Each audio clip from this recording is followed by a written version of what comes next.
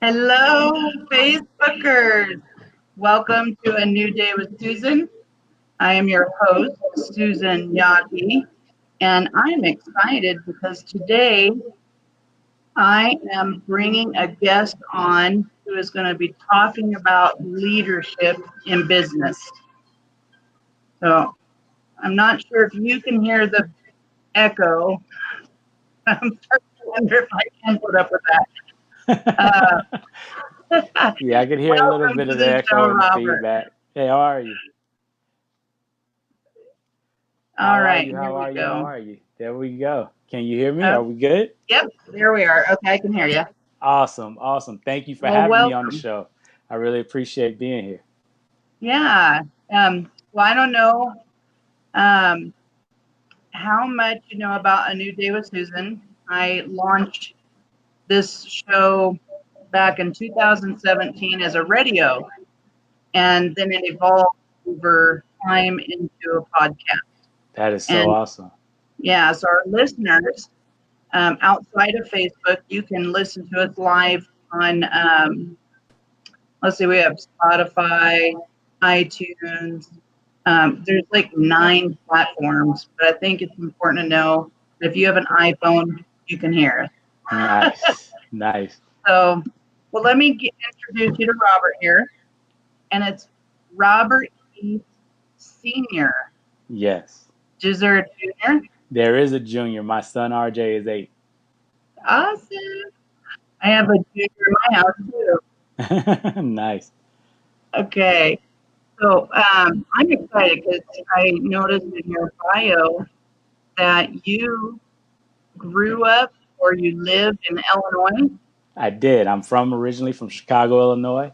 I've lived some of everywhere. My dad was in the army growing up, so we moved to Germany. We moved to South Carolina. Finished out high school in Indiana, right across the border from Wow. Chicago, and so I did a lot of kind of jumping back and forth. I went to school in Indiana, but all of my friends and family were in Chicago. I lived 4 hours from Chicago most of my life. Oh, really? Yeah, in the small towns, Oh, okay. Nice, Hampton, nice. Indiana. Yeah, that's where I My went to. That's where I school. went to undergrad. That's where I went to law school. So, yeah, I have Awesome. a great affinity. Yeah, my son was born. RJ was actually born in Urbana at Carl Hospital in Chanvana. Wow, that's awesome. I know. I Yep. was thinking, what a small world. Although I'm all the way over in Montana, we're connected. You know, even though I don't know, you probably well, I don't know. You look younger than me. I'm just thinking of like an age difference, but who knows? We may have bumped into each other in Vienna Oh, definitely, definitely. And I've been told I look younger than I am, so I'll just keep the mystery there. somewhere. So Robert Heath is he is hired by corporate event planners. I don't know if I got that right, but I know that Hmm. you are hired by corporations to come in and their coordinators on how to thrive in chaos. And I don't have like a team. However, I have experienced leaders, areas of leadership within retail sales, Hmm. um, the food industry. I'm really excited about what you're going to be sharing with us. Leadership is a really important topic to have a successful business. And I think my personal experience as an employee, Hmm. uh, not having the greatest leadership, back then was not fun. Hmm. It was, I was reading some of your books, and I was just like, wow, it would have been so nice to have you teaching those places I work for. They have some good. Yep, yep. But why don't you share with us first, like, how did you get into and create your business? Okay, so a little bit of my background. I've been dealing with leadership and leadership studies for probably the last 20 years or so. And I came at it not even thinking about necessarily being a leader, but just wanting to be a helper, wanting to be able to help people to reach their potential. And so basically, I started off building, and I started to see while I was teaching that it was really interesting that you had all of these teachers who are, phenomenal at how much they care about students and how much they want to help students to learn and all those things. But the attrition rate in teaching is astronomical. 50% of teachers leave before they reach the 5-year mark. 80% of teachers leave before they reach the 10-year mark. And so, I saw all these people, all of my peers who were so passionate about what they did, but they were leaving the industry. And I realized there had to be something. I had to be able to fix it. I had to be able to do better, because my goal was to ultimately go into educational leadership, to maybe be a superintendent, so that I could help my school district and the kids that we serve. So I left the teaching profession because I wanted to figure out how, in a profession where so many people are so passionate about the product, about what we do and how we do it, why was so many people leaving? And so I Mhm. went to law school, and I also joined the best leadership academy in the history of the world, United States Marine Corps. And I Wow. became a Marine officer. And during that Thank period of you. time, oh, thank you so much. I appreciate it. It was a pleasure and an honor to serve. And it was a tremendous learning experience for me, because what I was able to do with my legal studies and being a litigator and a counselor at law, helping people to solve problems and look at them from all different angles, but also being a Marine Corps officer and ultimately a company Mhm. commander, I was able to see how to lead people through the most dire of circumstances, through the things that that where your life is actually dependent upon it. And in our training, we go through, there's 9 weeks of training where the Marine Corps tests, 10 weeks of training where the Marine Corps tests to see if you're good enough to be a Marine officer, and then 6 months of training where they actually teach you how to be a good officer, a good leader of people. And so that was my experience. I actually got to be able to be a company commander during my time in the Marine Corps. I spent 8 years in the Marine Corps, and during that time, I had a company of 220 Marines and sailors that I commanded, and I was feeling the same thing that a lot of people feel all the time, right? I was good at Mhm. what I did. I got a position where I was now in leadership, and I felt like I was failing. I was working longer hours. I was working 12, 13, 14 hours a day, but our numbers weren't improving. There were certain metrics that we had that we needed to be in a certain place, and we weren't getting better. Yeah. And that was so problematic, because all of the information that I was getting from everybody was, you're doing a good job. My boss wasn't really worried about what I was doing. He felt like I was doing a good job, but I was constantly dealing with the anxiety of, but if he only knew everything that I'm not doing, if he only Mhm. knew all the stuff that I'm failing at, or the stuff that's on my to-do list that doesn't get done, he would think differently of me. And so there was this big feeling of anxiety that really stuck with me, that was so difficult to overcome, because you're constantly, when you're in that situation, you're afraid, and what's called is imposter Right. syndrome. You're afraid of people feeling or figuring out that what you believe about you, what you think about what you're doing, is the reality, right? Right. So anyway, long story a little bit less long, I found a way to overcome my imposter syndrome, a way to improve my productivity, to delegate to my staff. And over the next year, while I was company commander, we actually grew our company. That metric that I was telling you about, we needed to be at 85%. We started Mhm. off at 70% after I had been in the job for a couple of months, that when I was feeling like I was failing, right? Mhm. We actually grew that to 90% over the next 4 months. And that's with Wow. a cap of about 93% readiness. So we couldn't have gotten higher than 93% if we'd have, done backflips and sung, kumbaya. And we got it to 90% over the next couple of months. Nice. Also during that period of time, because we were doing a good job, my boss went and did a reorganization of the battalion. We went from the smallest company in the battalion to one of the largest companies in the Marine Corps, 385 Marines and Wow. sailors. Yeah, so, and I wound up winning, being awarded the Navy Marine Corps Commendation Medal for my leadership during that period of time. And so that's the backstory of how I came to focus on leadership, because what I realized during that period of time was there are a lot of people struggling with the same thing that I was struggling with. There are a lot of people feeling like they weren't doing Mhm. enough, like they weren't being productive enough, but they're working themselves to the bone. And that causes frustration, that causes Mhm. burnout, that causes lack of satisfaction. And the thing that really hit the nail on the head for me, because I wasn't deployed at the time that this was happening, I was stateside. So my Mhm. wife came and talked to me, and she was like, hey, here's the deal. If you were deployed, I would understand. If you were over, in a war zone or something like that, I could understand not seeing you. But I didn't get married to be a single parent. And Oh, so that was a real Joker. wake up call for me, right? Yeah. That was a real wake up call for me that Right. I was falling down because even though I was trying and I was working hard, I was getting bad results and I was also missing a lot of the other priorities that I had in my life. And so that's why I started Legacy Leadership Consulting, really to help leaders at all levels of leadership to understand how to become more efficient themselves, how to Mhm. master delegation, and then ultimately how to create a system that creates leaders so that even when they're on vacation, even when they're taking a day off, or eventually when they move on to the next level, if they get a promotion or if they go and leave the business, or if they make that transition, Mhm. their people are ready to pick up exactly where they left off. So that's Nice. what we're about. So do you work with online entrepreneurs, offline entrepreneurs?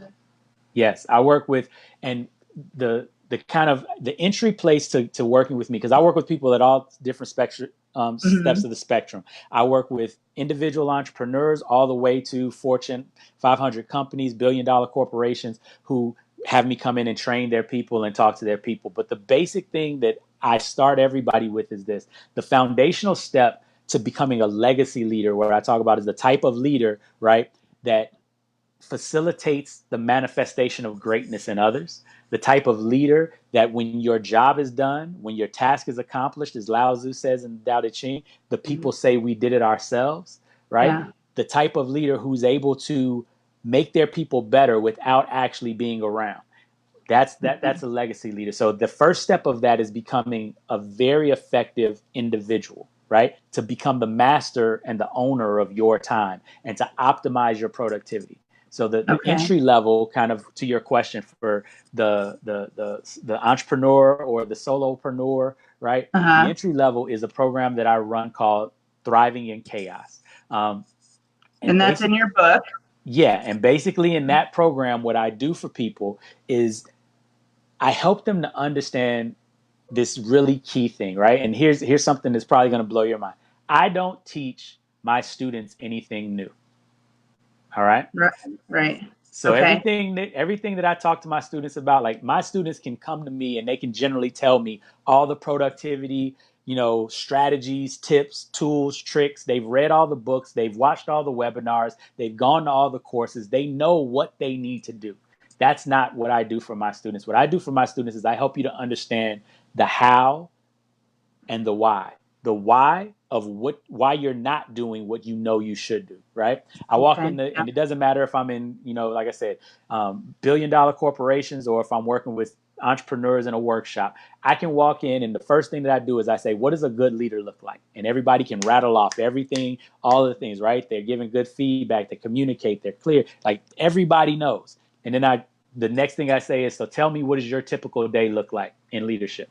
And then it doesn't look anything like that list that they just gave me. It's crazy, right? It's normally spent with a bunch of interruptions, a bunch of email, a bunch of phone calls, a bunch of Right. distractions, Yes. right? And so what we do and what I do with my clients is I help you to understand it. That's exactly how that works, right? You Hmm. have to be aware of the fact that it's not that you need to know more. It's that you need to understand why you're not doing what you're doing. And I take them through an explanation and really getting them into the proper mindset to be a leader, right? And here's the key factor. Most people think that they have to work harder to get better. Hmm. Yep. And so and like I said, I And was that's the in that boat. conditioning, the social Exactly. conditioning. That's a Yeah. social conditioning, right? We've been taught this all the way through school. And here's the funny thing, the people who've been teaching us this, right? You need to work harder. They've actually been doing it for what they think is our benefit. They're not telling us something that they don't think is going to help us. And there is benefit to working hard. There is benefit to understanding Right. how to put in the hard work to get a job done, right? The Marine Corps is one of the Mhm. hardest working organizations in the world. We Can do imagine. right? We it's intentional that we push Mhm. physically, mentally, emotionally, so that you can get the most that you can get out of yourself. But here's the key: one of the tenets of being a Marine Corps officer is understanding the importance of working smarter, not harder. That's And my he husband. He says that all the time. And he did through the exactly Marines. He did what? He wasn't. He wasn't a Oh, Marine. okay, got you, got you. Yeah, That's it's good though. universal knowledge, right? And here's the thing: I'll give Yeah. you an analogy. I talk to people about this all the time. This is one of my favorite analogies. The sun, right, Hmm. puts out trillions of kilowatts of energy every day, right? There's nobody in their right mind that would say that the sun is not working hard, right? It's doing a lot of work, right? Right. But here's the interesting thing: if you put a rod of steel out in the sun, you can put it on a patio, you can put it on a roof, you can put it anywhere. You put it out in the sun and you left it out for a day, you left it Mhm. out for a month, you left it out for a year, the sun would never cut a line through that rod of steel and shear it in half, right? Right. Now, is it but you can take a laser Hmm. with a couple of hundreds of watts of energy, and in a matter of seconds, the laser can cut that bar in half. Right. What's the difference? It's focused energy. Exactly. It's the focus of the energy. It's not how much energy there is. And Yeah. so many people are out there shining like the sun and doing all of this work, and it's Uh-huh. disparate energy. They're in 50 million places at once. And because they're not focused, they're not getting the results that they want to get in their business, in their leadership, from their teams, or in their homes. Hmm. And that's why so many people are unsatisfied. That's why at the end of the day, so many people say, I did all of this work and I don't have anything to show for it. Where did the day go? That's where that frustration comes from. That's where that burnout comes from. Because they're trying and trying and trying, and they're working and working and working harder and harder and harder, but not getting the results. Right. And so, what we focus on when you learn to thrive in chaos, you learn to focus your energy on the tasks that will get you the results that you want. And there's a So, specific method that we do and we oh, I go was through to going to do that. say, I'm Yeah. sure you probably have created some sort of structure, and I'm not sure if I remember, but you kind of break this down in your book, which I want to make Mm-hmm. sure I share that really quick. I have a link that you're giving people Yes. a copy of this free book. Yes. We actually are giving anybody Very that's listening, anybody that's watching, they can get a free copy of the book. All they have to do is go to the link and download it. okay. I'm posting the link right now in the comments. There we go. All right. So, what is the kind of mindset that you typically come across with people when you say chaos? In my mind, um, I think like everybody's just running around, trying to get shit done, and they're Mm-hmm. not, like you said, not getting stuff done that really matters most. Mm-hmm. Um, let's see, I would imagine that they're either pushing themselves to the limit to meet their deadline. They're probably frustrated, like you said, anxious, Mm-hmm. and I know that stress is a good thing to a point, Mm-hmm. but then it can become overwhelming. So, what is some of the mindset stuff that you've uncovered around beliefs and like you already said one, the Mm-hmm. belief that you must work hard to have and sacrifice to have what you want in your life. And Mm-hmm. what you're saying is this is not true. This is not. Exactly. So, Exactly. what is some of the other beliefs that you deal with working with some of these people? All right. So a lot of the things that we go through is really helping people to understand what are the things that get them the results, right? There's a principle called the Pareto principle, right? And a Right. lot of people may have heard of it under another name, which is the 80-20 principle, right? Or the 80-20 Okay. rule, right? And this basically says that and it's not a rule, it's an observation, right? And it came from Vilfredo Pareto, who was an Italian economist back in the 19th century.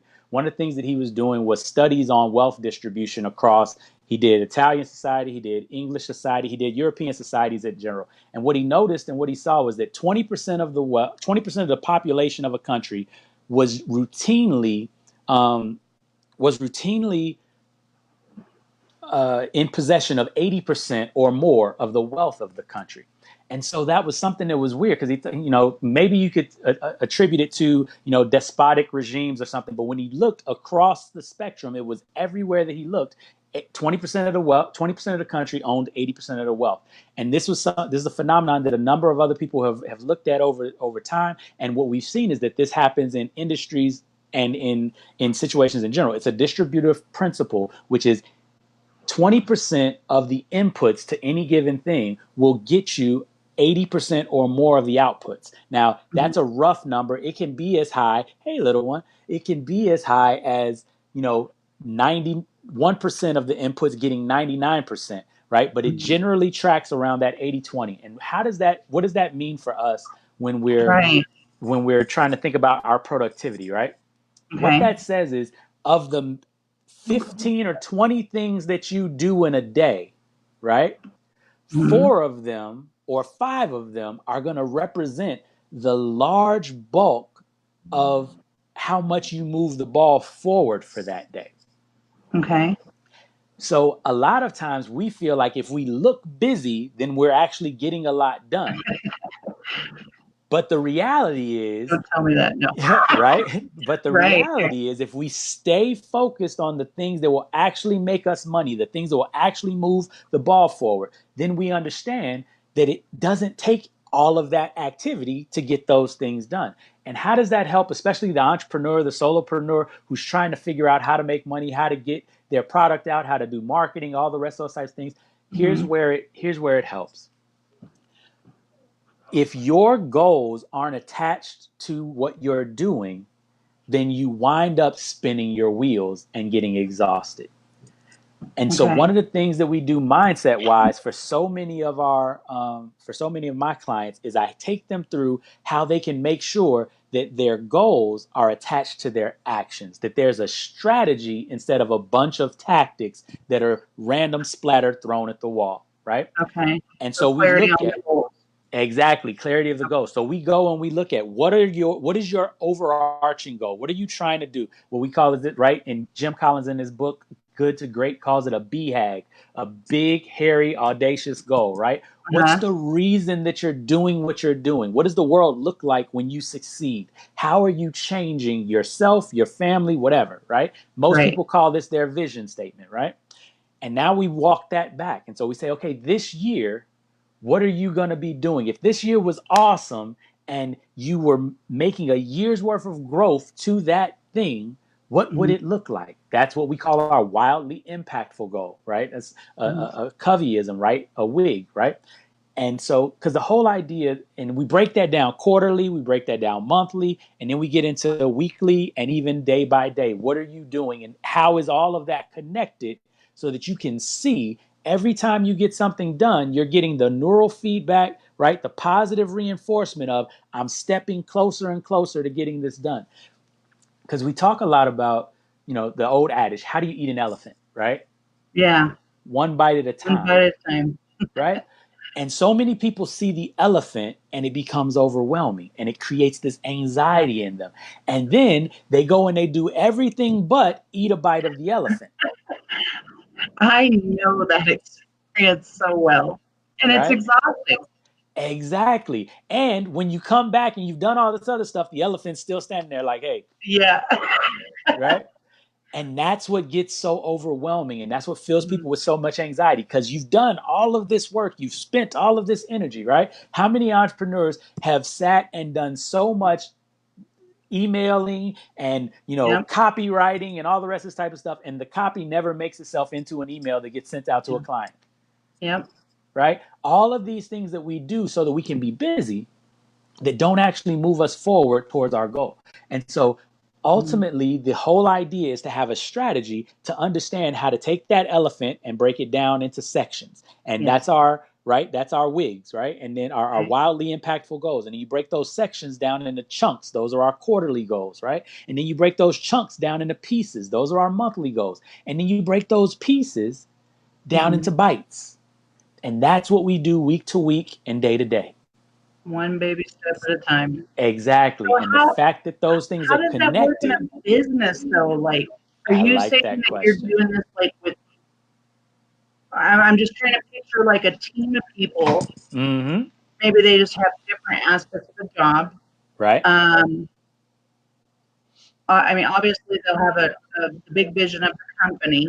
Mm-hmm. and then they're just breaking it down. Right. Do you have them focus on them goals first thing Yes. and then look at emails and stuff like that later in the day? Or Yes. So there's a couple of things that we go through, and this the process, right? The program is a full month-long program okay, that I take people through. Generally, what we go through, the first part is we start with goal setting. We start figuring out what the elephant is, and we start breaking it down, right? okay, And to give you an idea, one of the companies that I work with, they were a $7 million company. They're trying to become a $10 million company, and they were trying to get to about $400,000 in profit, right? And okay, so one of the things that we looked at was they had a number of different goals, right? Because that was their 3-year goal, and they were looking at, and what we had to do was focus them on one thing that if they got it, a lot of the ancillary stuff would also be there. And so one of the goals was they had a profit goal, and they had a profit goal for a reason, and that was their yearly goal. So we got it to be one goal. And okay, then from that one goal, they have 4 different departments. That's fine. So with those departments, we looked at what can each department do in the course of a year to get us to that goal. So what things, what objectives, if we accomplish them in each of those departments, so now those departments have yearly goals, but here's the key. Each yearly goal of each department is attached to the yearly goal of the organization. It's not just we want to get 10% better. How does that move the organization's right, goal forward? Why do I want to help you get 10% better? What do I get from it if I'm not in your department? Right? And so you create this interconnectedness with the departments, and now everybody's chasing the same goal. Everybody can see, right? It's just like when you go back, and if you've ever seen those fundraisers and they got the thermometer, right? One of the yeah, best parts of the thermometer is when you give your money or you do whatever you do, you get to see the thermometer go up, right? okay, It yeah, doesn't work like that if you have 50 thermometers for 50 different groups, right? right, And that's what most organizations do. Each organization has their department goals that are in no way connected or only tangentially connected to the whole. And so nobody can understand why I'm getting a request over there from, shipping, and they're trying to get me to do something now. That's not really important. I don't want to do it right now, right? That's the okay, conversations that happen. So when you're talking about a big company, that's we break down the department goals, and then we break down the individual goals to help reach the department goals. And then we break them down even further. We break them down into quarters. So what are you going to do this quarter to get us closer to our yearly department goal? Which we know if we hit our yearly department goal, it gets us to closer to our yearly corporate goal, right? And right, once you get all of that stuff together, now you can have the unified effort, right? The focus, everybody's focused on that one goal. And it's important. A lot of people feel like if I've got 10 things on my to-do list, then it's really great. And the reality is, the more things you have on your to-do list, the less you're actually going to get accomplished. And here's the reason why. In order to say yes to anything, you have to say no to everything that's not that thing. oh, okay, Right? This is yeah, a I can little see quote that that, I got from Gary Keller. He wrote this book that was phenomenal. And for those of you all your listeners who might not know, Gary Keller was the one half of the founding team of Keller Williams, one of yes, the largest real a estate great book, realty teams in the world. And he wrote the book, The One Thing. And what he talked about a lot was being able to focus on one thing that we know is important, that we know needs to get done, and to get that done. And in order to do that, you have to be willing and able to say no to everything else that's going to try to get into its time slot.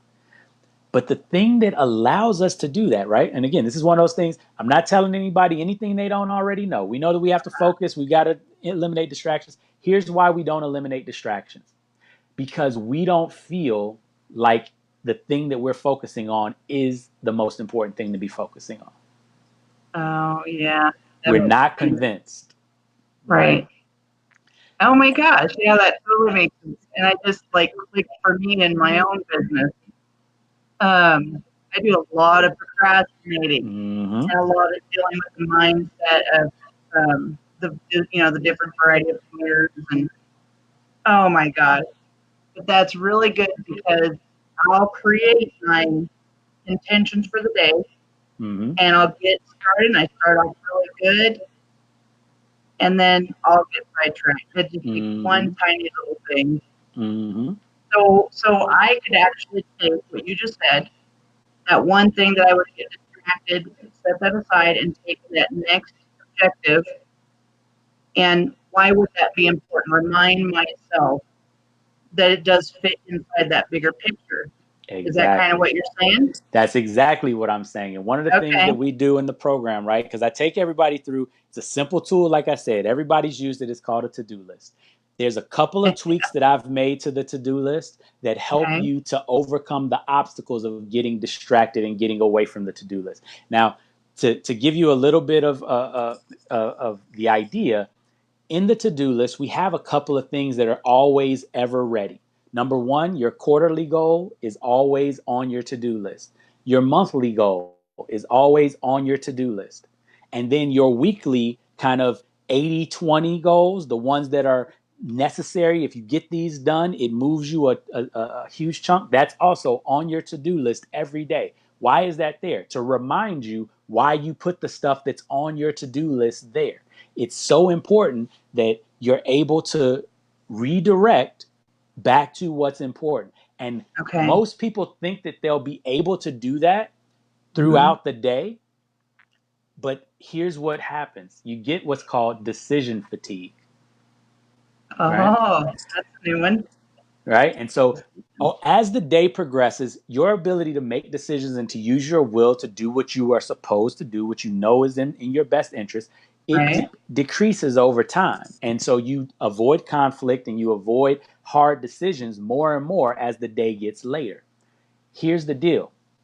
And I'll give you a story from when President Obama was in the office, right? One of the things that he did when he first came to office is he went and he got two color suits. He got a blue suit and he got a gray suit. And when asked why did he get the two suits, the blue suit or the gray suit, he said because blue and gray can pretty much go with any color shirt, any color tie. That way, I've got all of these other decisions that I need to make that are kind of important, like what to do with markets and whether or not to drop bombs and all the rest of that. One thing that I don't need to be spending time and energy on is making a decision about what I'm going to wear. So it made it easy for him to figure out what he was going to wear in the morning because he could pretty much pick anything out of his closet and he'd be good, right? And the genius of that is understanding the fact that decision fatigue is a real thing, just like muscle fatigue is a real thing. Yeah. If you do a bunch of push-ups, even if you do them one at a time, by the time you get to 100 push-ups, you're going to be very tired because your muscles Okay. are just going to have worked too much, right? Same thing with your decision making muscles. And what our procrastination comes to is I can't say that this is important. I can't make a priority. I can't put this in the place that it needs to be in. Since both of them look important, I'm going to do Yeah. neither. I'm going to push pause and say, nope, I can't make any more decisions today. And so you make a decision not to make a decision, Wow. Yeah. Wow. right? And that's more comfortable because you know that you're not in the right mind to be Right. comfortable with if I make this decision and it's wrong, I'm not going to like the results. So I'm going to put it off and I'll come back when I'm refreshed, Okay. right? I'll do The that. exactly the way we overcome that, and this is the Huh? key. You set your day in the beginning when you're most fresh, right? You make the Right. decisions early, you set your priorities. And because of the fact that the process for setting your priorities is linked to everything that you do, everything that you did with your big elephant goal and then your sections and your chunks and your pieces, you have in the process giving yourself the feeling and the belief and the confidence that your decision that you made when you were in your best decision making mind and when you knew that your process was connected to all of your other goals, you have more fidelity to those decisions that you have made. And now it's easy to say, up, that's a new thing. Nope, I'm not doing that right now. Up, that's a new thing. Nope, I'm not doing that right now. But here's the key, you also have a storing place for you to be able to put those things that come in because sometimes you'll get brilliant ideas. And Mhm. now the goal is the decision, all you have to do is you get to look and say, is this idea more important than any of the ideas that I've put on here today? If it's not, Oh, it'll be a great okay. idea for tomorrow. And when I Yeah. do my structure tomorrow, it'll come in. And so you write it down on your to-do list. If you get extra time, which there always is extra time, this is the funny thing that Yeah. people don't realize. When you get to the point where your productivity and you're focused and you know what you're supposed to do, there's always enough time to get stuff done. There's Yeah. always enough time. But Yeah. the myth that we believe is that there's not enough time. But the crazy Right. thing is everybody gets the same 24 hours a day. That's right. Why is it that Elon Musk can make rockets that go to outer space and sometimes I can barely get up and get my kids out the door on time? Like, why is that? That was the thing that I teach my clients and we get past. And that's why in the Thriving Chaos program, we routinely have people getting 50, 60, 70% more productive. And here's the key. Not only are they more productive, they're more satisfied with the productivity that they have and with the things that they get done. So their work Yeah. life experience is much higher. Yeah. Without the extra anxiety that you're talking about, that overwhelm. Yeah. So tell me more about your program. You said it's a month long. It's a Are you 4-week on program. site or are you doing it online? Right. So it's an online coaching program. Basically, what happens is there's a course component and then there's a coaching component. And the idea of the course is this. Like I said, I could woo you and wow you with all the stuff that I know about productivity. Right. I've read a whole bunch of books about it. I've written my own book about it, but that's not really what my clients come to me for. My clients are very knowledgeable about productivity. And so Mm-hmm. the course is really set up to help you understand the systems that you need to put in place that will augment the behaviors and the habit that we're going to develop over the course of the program. And then I there's love. a 4-week coaching session where each week you'll get on a call with me and we talk and we go through the problems and the obstacles that you're having to implementing what you need to do. And that's where the key is. Most programs that I've found that I've seen that are out there, they leave people with a lot of information and not a lot of help with implementation. And with my program, the whole idea is that you're going to get the one-on-one with me, and in a group scenario as well, you're going to get the information that you need, but also you'll be able to come back and say, hey, I tried this and this didn't work. What can we do? How can I overcome that? And you can go through with me and I coach you through exactly how to make your system work, because this is what I'm a big proponent of. I can give you tools all day long, but if the tool doesn't work for you, then it's not going to be of a benefit to you. You're just going to have a big old toolbox that you got to carry around that you never get to use. Mm-hmm. Yeah. Instead, if I can get you and help you to develop the mindset where you can use any tool as long as you understand how to use it and how to make it work for you, then now you can go and everything that you do, you don't need me anymore. You go and you read books and you find things and you understand how to implement them into your life, right? I love Mm-hmm. this. There's a story that I once heard about Michelangelo talking about, you know, when he was making sculptures and the difference between kind of him and other artists and other people that use the same tools that he uses, a hammer and a chisel, right? He Mm-hmm. was like, the normal artist goes about working on a block of marble, and his goal is to carve something into the block of marble, right? Yeah. When I see a block of marble, I see the statue and the beauty, and all I try to do is remove everything that is not the beauty. And I love that story because everybody loves what Michelangelo did and how, Right. amazing what his sculpture was. And the Mm-hmm. basic key to it wasn't the tools that he used. It was the way that he looked at the process of using them. Yeah. And so in my program, we talk about the to-do list, but everybody understands a to-do list. What we do is I help you to become master of the to-do list by understanding what goes into the to-do list and what are the decisions that you have to be cognizant of and what are the systems that you have to set in place so that you can make Mm-hmm. those decisions as easily, as effortlessly, as focused as possible. I like it. I like it a lot. Awesome. Awesome. So um, I put your website up there. Is that how people would connect with you to check into your program Hmm. and do they just like schedule a time with you? Yeah, what they can do is they can go ahead and schedule a call with me. Mm-hmm. Because one of the things that I like to do with my programs is I want to make sure that I get to talk personally with everybody who's interested and to make sure that we're a fit for one another. Because Yeah. what I don't want is to have people who don't feel like that they need what I have, or that I'm not necessarily the person. I'm not scrounging for clients and trying to just go and put everybody into my program.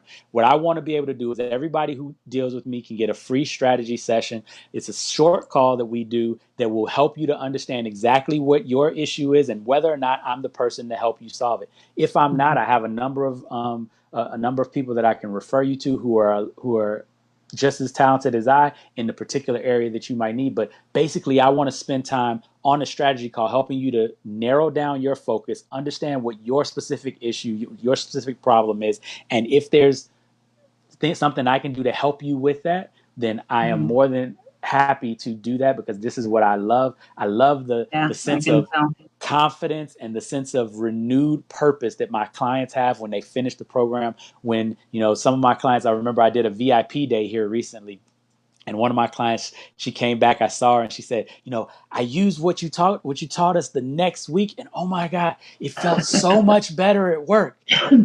That is worth its weight in That, gold. That is yes, the reason why I do what I do. I love the feeling of people who care about their work, care about people, want to lead, want to make the world a better place, and who have been feeling the pressure and the overwhelm and the burnout. I love yeah, when they see the light at the end of the tunnel. I love when they see that it can be different, when they see that, oh, I didn't have to work so hard. I don't have to put so yeah, much, I don't have to choose between enjoying my work and doing my work. I can yeah. have both. When it feels like it's your purpose, your passion, it's not work. It's Exactly. just part of your life. Exactly. Exactly. And so Yeah. that's one of the things that's so impactful for me as a leader and as a consultant. And ultimately what I strive for with the clients that I work with is, again, my goal isn't that you'll need me for forever, right? Right. My goal and the belief that I have, I take my kind of my understanding of leadership from a couple of sources. The Tao Te Ching, right, which is a Taoist text, thousands of years ago. Lao Tzu wrote about it. He talked about the greatest leaders, the people barely know they exist. When their job I is like done, that. when their task is accomplished, the people say we did it ourselves. That to me is a tremendous thing. And then one of the other things that I look at, when you look at the ministry of Jesus, right, a lot Mm, of people don't pay attention to the fact that in 3 years, Jesus was able to prepare a group of people to exist and to grow after he was gone. And so mm, many people don't pay attention to the last part of Jesus' ministry. If you watch it, he was preparing them to do the work when he wasn't there. And that's a mm. facet of leadership that so many leaders miss. They think about them being there all the time. And it doesn't matter whether you retire, whether you get promoted, whether you quit, whether you get fired, or whether you expire, right? Yeah. At some point in time as a leader, you're not going to be there. Right. How are you preparing your people for that time? And so one of the questions I always ask people, right? It's the name of my company, Legacy Leadership Consulting. My question Mm. to everybody is, what's your leadership legacy? I'm gonna write this up here. I can Nice. tell you. Okay. What? What's your leadership legacy? I like that. Okay. Come on, get up there.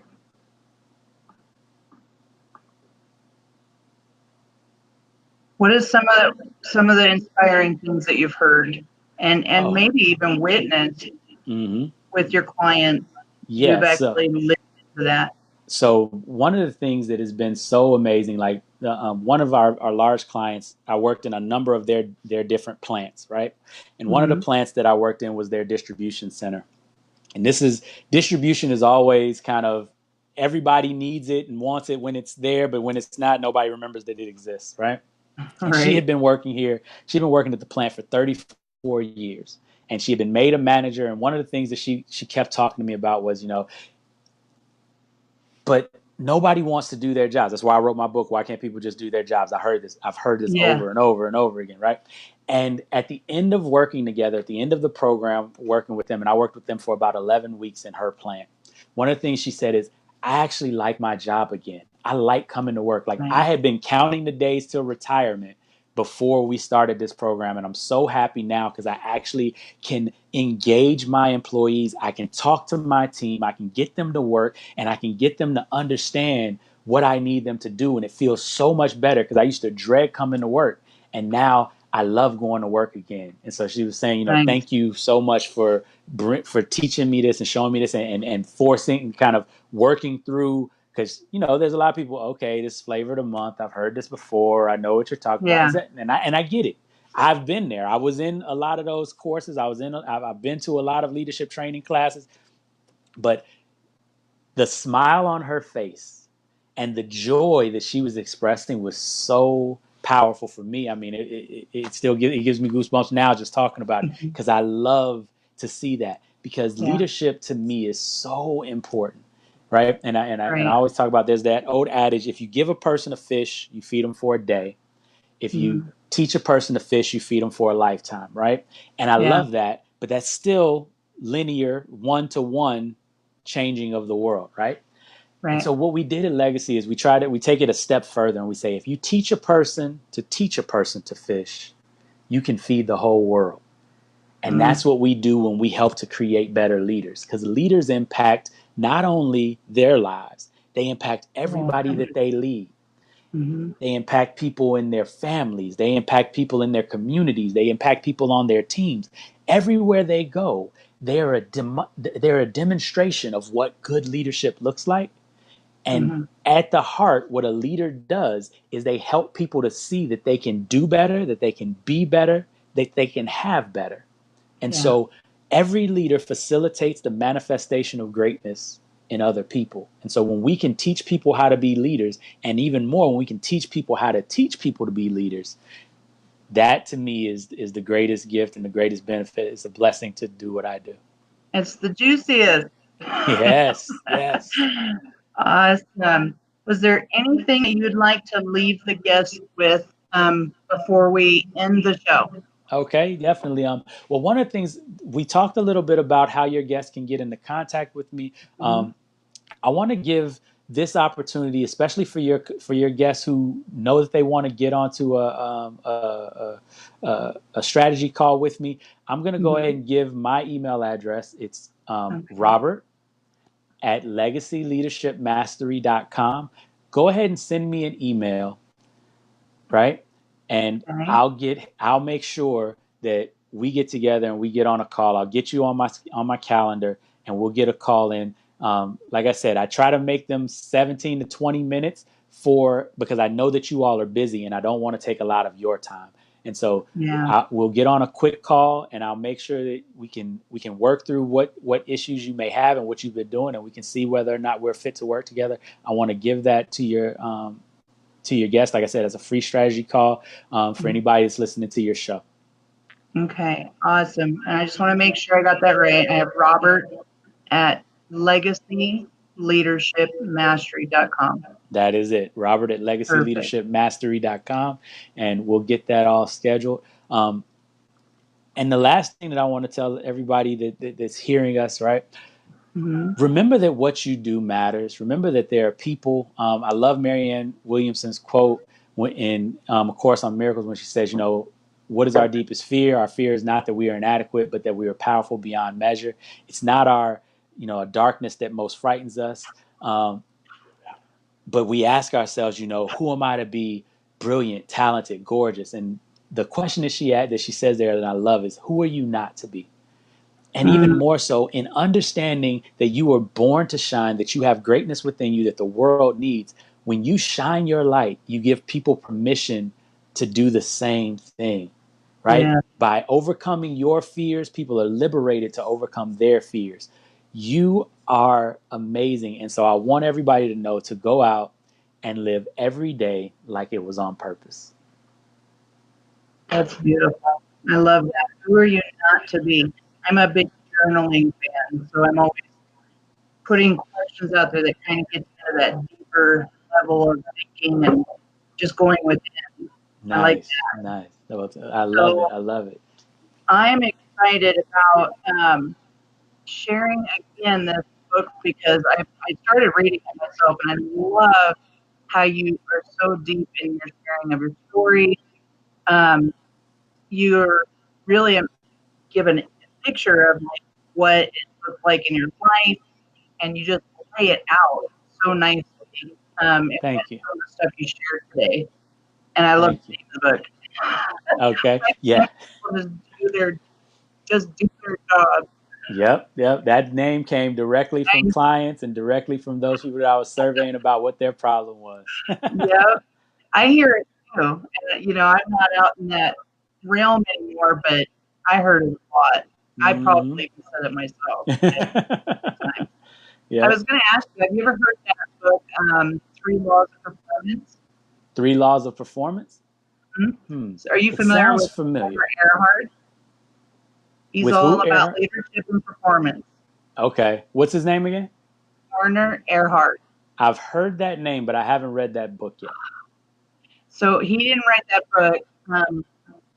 However, I was just trying to think where it's at, but I'll email it to you. Okay. It's an amazing book. I think you'll love it because it's all Awesome. about leadership and performance. Awesome. Awesome. Yeah, So, I love reading books about leadership and peak performance and people getting better.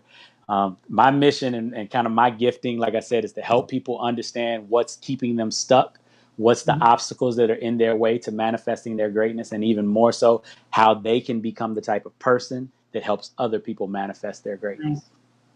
Well, And so I thank love you. leadership. Thank And you I so much. just want to acknowledge you, Robert, for the work that you are doing in our world in making a difference in our communities in the realm of leadership, because anybody can rise up into that role and own it. Well, thank you so much, and again, I really appreciate you giving me the opportunity to talk to your tribe. I never take it lightly when people share their people with me, the people that they love, the people that they care about, and so the fact you trusted me to be in front of your Yeah, group is tremendously humbling. Thank you so much. I hope that I've been able to give a little bit of knowledge, a little bit of encouragement yeah, to your people. So definitely. All hopefully right. they've been blessed. All right. Have a wonderful day, Robert. You do the same. I'll talk to you later. Bless you. Have a great one.